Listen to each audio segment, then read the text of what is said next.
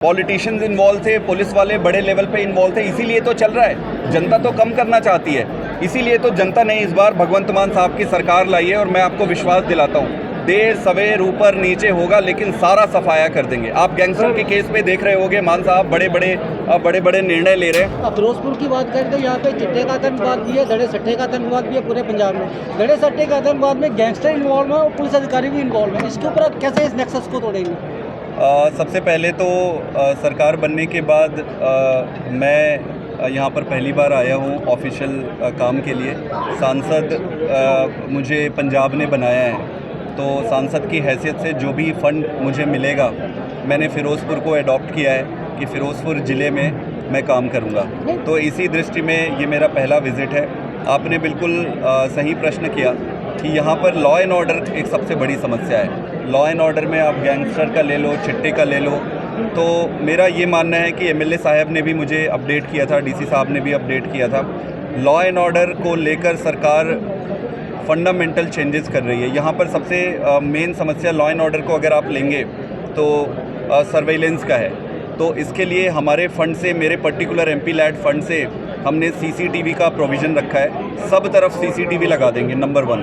Number 2, police की जो विभाग है, महकमे हैं, बता रहे हैं कि उसमें उनकी संख्या काफ़ी कम है। तो सबसे पहले तो सर्वेलेंस के साथ साथ संख्या बढ़ानी पड़ेगी पुलिस की। तो हम मान साहब से रिक्वेस्ट करेंगे, ऑलरेडी हमने रिक्वेस्ट किया हुआ है कि भाई हमें यहाँ पुलिस पर्सोनेल्स की ज़्यादा ज़रूरत है, फ़िरोज़पुर को सफिशिएंट नंबर पे दिया जाए। नंबर 2। नंबर 3, जो ड्रग्स का मसला है, ड्रग्स के मसले को अगर देखेंगे तो इसे 2 तरीके से सुधारा जा सकता है। सबसे पहले तो सरकार की नीयत होनी चाहिए।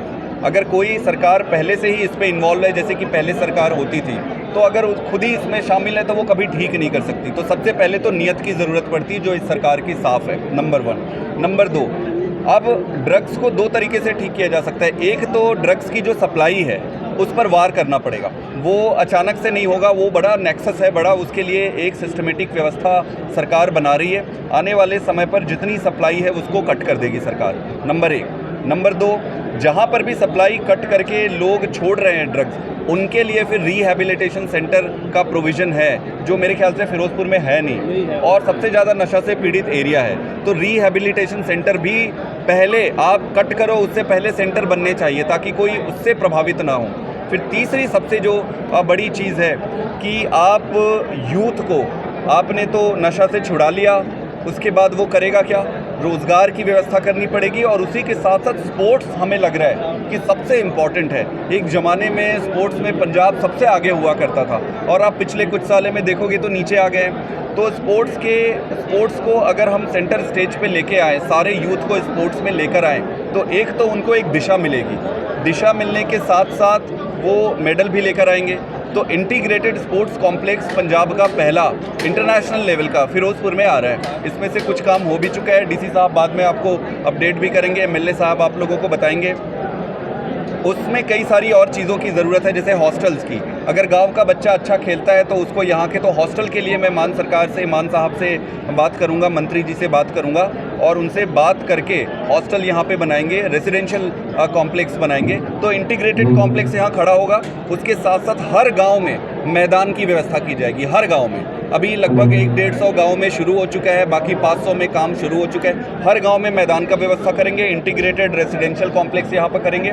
इसके साथ साथ मेरा ये मानना है कि जो ड्रग्स हो गया और गैंगस्टर ये जो है, ये सट्टा हो गया, गैंगस्टर हो गया, ड्रग्स हो गए, ये नासूर के जैसे अंदर घुस चुका है। इसको धीरे धीरे फंडामेंटली पॉलिटिशियंस इन्वॉल्व हैं, पिछले 10-20 साल से पॉलिटिशियंस इन्वॉल्व। आप बिल्कुल सही कह रहे हैं। पॉलिटिशियंस इन्वॉल्व थे, पुलिस वाले बड़े लेवल पे इन्वॉल्व थे, इसीलिए तो चल रहा है। जनता तो कम करना चाहती है, इसीलिए तो जनता ने इस बार भगवंत मान साहब की सरकार लाई है। और मैं आपको विश्वास दिलाता हूँ, देर सवेर ऊपर नीचे होगा लेकिन सारा सफाया कर देंगे। आप गैंगस्टर के केस में देख रहे होंगे, मान साहब बड़े बड़े निर्णय ले रहे हैं। जब तक राजनेताओं का और बड़े अफसरों का नेक्सस नहीं होता है, तब तक ऐसा क्राइम होता नहीं है।